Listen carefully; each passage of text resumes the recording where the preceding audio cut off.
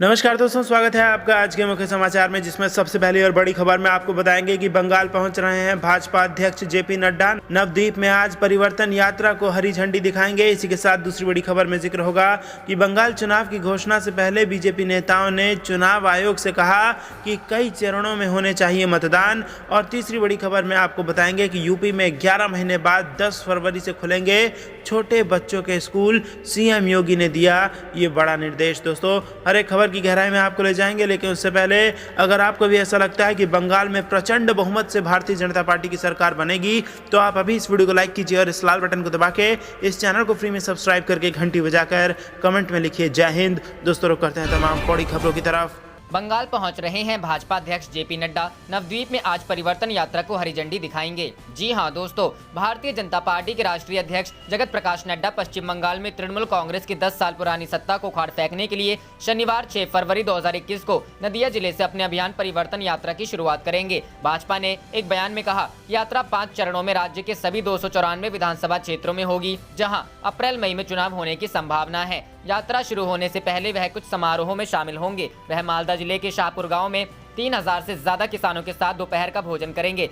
भाजपा के बयान के अनुसार जेपी नड्डा शनिवार को दोपहर 12:30 बजे मालदा में फुआरा रोड से रविंद्रनाथ ठाकुर की प्रतिमा तक रोड शो करेंगे। भाजपा अध्यक्ष भक्ति आंदोलन के संत चैतन्य महाप्रभु को भी श्रद्धांजलि देंगे। रुख करते हैं अगली खबर की तरफ। बंगाल चुनाव की घोषणा से पहले बीजेपी नेताओं ने इलेक्शन कमीशन से कहा, कई चरणों में हो मतदान। जी हाँ दोस्तों, पश्चिम बंगाल में निष्पक्ष, शांतिपूर्ण और कई चरणों में मतदान कराने की मांग को लेकर भारतीय जनता पार्टी के एक प्रतिनिधिमंडल ने शुक्रवार को यहां केंद्रीय चुनाव आयोग से मुलाकात कर ज्ञापन सौंपा। चुनाव आयोग से मुलाकात करने वाले प्रतिनिधिमंडल की अगुवाई कर रहे भाजपा के महासचिव उपेंद्र यादव ने संवाददाताओं से कहा कि पश्चिम बंगाल में कई चरणों में मतदान होना चाहिए और राज्य में सत्तारूढ़ तृणमूल कांग्रेस के इशारे पर काम करने वाले अधिकारियों को बदल दिया जाना चाहिए। उन्होंने कहा कि प्रतिनिधिमंडल ने पश्चिम बंगाल में केवल प्रशिक्षित केंद्रीय पुलिस बलों को तैनात करने की मांग की, ताकि चुनाव प्रक्रिया में निष्पक्षता और शांतिपूर्ण प्रक्रिया को सुनिश्चित किया जा सके। इस संबंध में हमने अपनी चिंताओं से केंद्रीय चुनाव आयोग को अवगत कराया है। भाजपा के प्रतिनिधिमंडल में यादव के अलावा पश्चिम बंगाल भाजपा के अध्यक्ष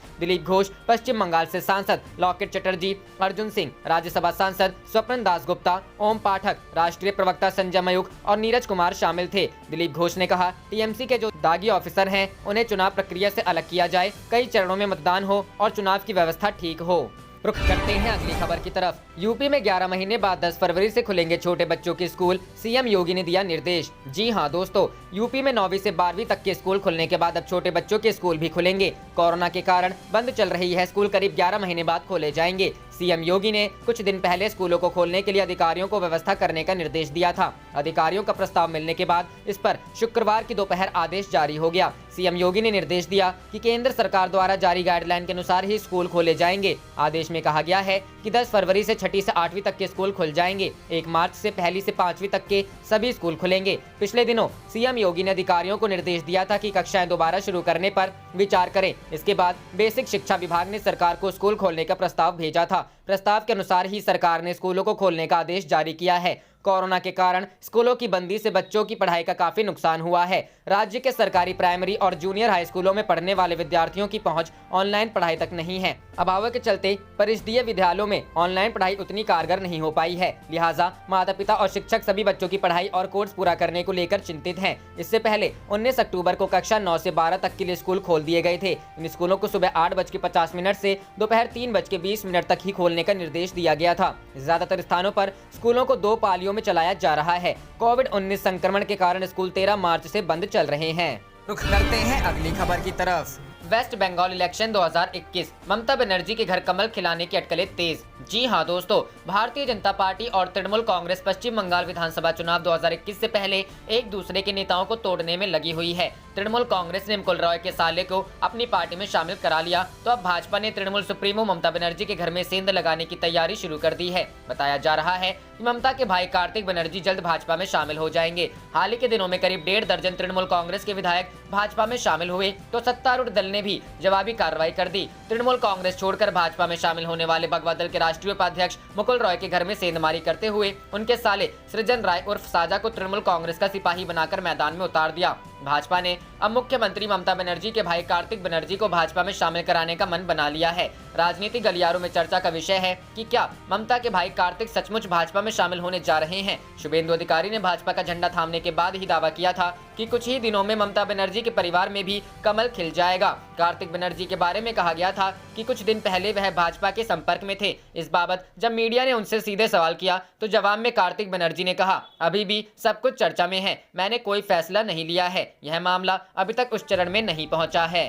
रुख करते हैं अगली खबर की तरफ। संसद सत्र के बीच में ही बंगाल में बड़ा मोर्चा खोलेगी भाजपा, जाने ममता को मात देने को क्या है रणनीति। जी हां दोस्तों, संसद के बजट सत्र के बीच में ही भाजपा पश्चिम बंगाल की चुनावी रणनीति पर तेजी से अमल करने जा रही है। 6 फरवरी से पार्टी की राज्य में परिवर्तन यात्राओं की शुरुआत हो रही है। साथ ही एक हफ्ते में राज्य में भाजपा अध्यक्ष जेपी नड्डा, गृह मंत्री अमित शाह के साथ प्रधानमंत्री नरेंद्र मोदी भी राज्य के दौरे पर रहेंगे। पश्चिम बंगाल में भाजपा फरवरी महीने में 5 स्थानों से परिवर्तन यात्राओं की शुरुआत कर अपने चुनाव अभियान को तेजी देगी। भाजपा अध्यक्ष जेपी नड्डा 6 फरवरी को नवदीप से पहली परिवर्तन यात्रा की शुरुआत करेंगे। इसके बाद 11 फरवरी को गृह मंत्री अमित शाह कूच बिहार से एक और परिवर्तन यात्रा को आगे बढ़ाएंगे। इस बीच प्रधानमंत्री नरेंद्र मोदी एक सरकारी कार्यक्रम में 7 फरवरी को हल्दिया में रहेंगे। भाजपा की परिवर्तन यात्रा के दौरान तृणमूल कांग्रेस और वामपंथी दलों से कई नेता और कार्यकर्ताओं को पार्टी में शामिल कराने की योजना है। दरअसल भाजपा राज्य में अपनी ताकत को बढ़ाने के लिए विरोधी दलों में लगातार सेंध लगा रही है ताकि चुनाव के पहले अपनी जमीन को मजबूत किया जा सके।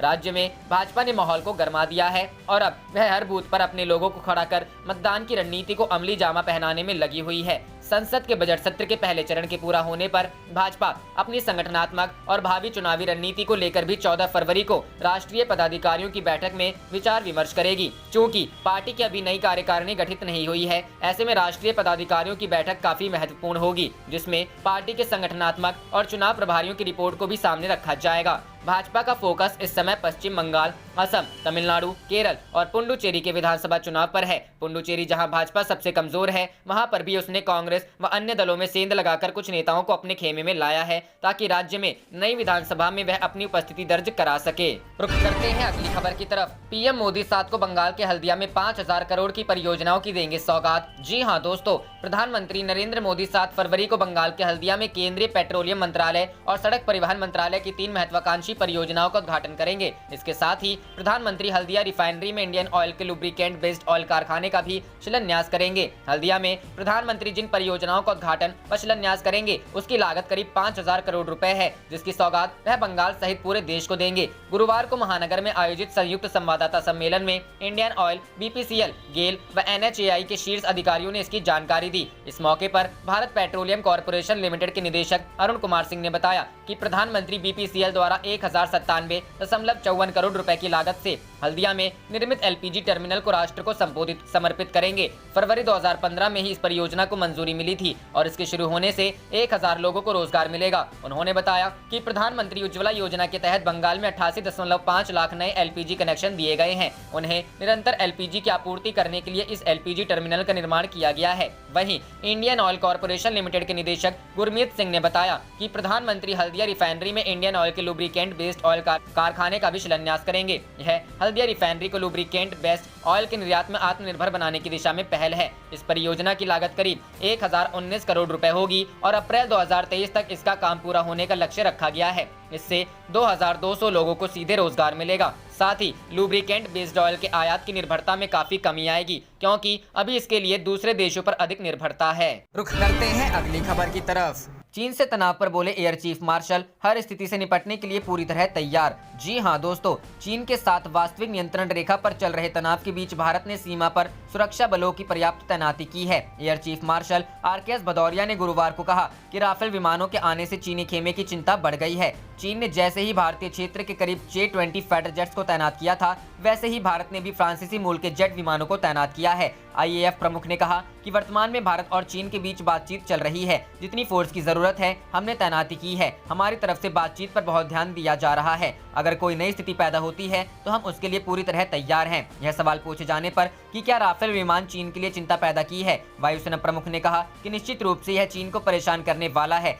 चीन पूर्वी लद्दाख के करीब के क्षेत्रों में अपना J-20 लड़ाकू विमान लेकर आया, लेकिन जब हम इस क्षेत्र में राफेल लेकर आए तो वह पीछे चले गए। हम उनके कार्यों और क्षमताओं को अच्छे से जानते हैं। उन्होंने कहा कि पूंजीगत खर्च में 20,000 करोड़ रुपए की बढ़ोतरी सरकार का बड़ा कदम है। पिछले साल भी 20,000 करोड़ रुपए के अतिरिक्त फंड उपलब्ध कराए गए थे। इससे तीनों सेनाओं को मदद मिली। मुझे लगता है यह हमारी क्षमता निर्माण के लिए पर्याप्त है। नए हथियार प्रणालियों के अधिग्रहण के लिए सुरक्षा बलों को पिछले वर्ष की तुलना में 18% से अधिक की वृद्धि हुई है। आपातकालीन और अन्य प्रावधानों के तहत हथियार और अन्य पुर्जों को खरीदने पर अतिरिक्त 20,776 करोड़ रुपए खर्च किया गया है। इस धन का उपयोग Spice 2000 bomb, Spike anti tank guided missile, assault राइफलें, टैंक और फाइटर जेट्स के लिए गोला बारूद बनाने के लिए किया गया है। 2021-22 के केंद्रीय बजट में रक्षा मंत्रालय को 4,78,195.62 करोड़ रुपए आवंटित किए गए हैं। रक्षा पेंशन के लिए 1.15 लाख करोड़ रुपए भी आवंटित किए गए हैं, जो सैन्य और नागरिक दोनों को दिया जाएगा, जिन्होंने रक्षा मंत्रालय के तहत काम किया है।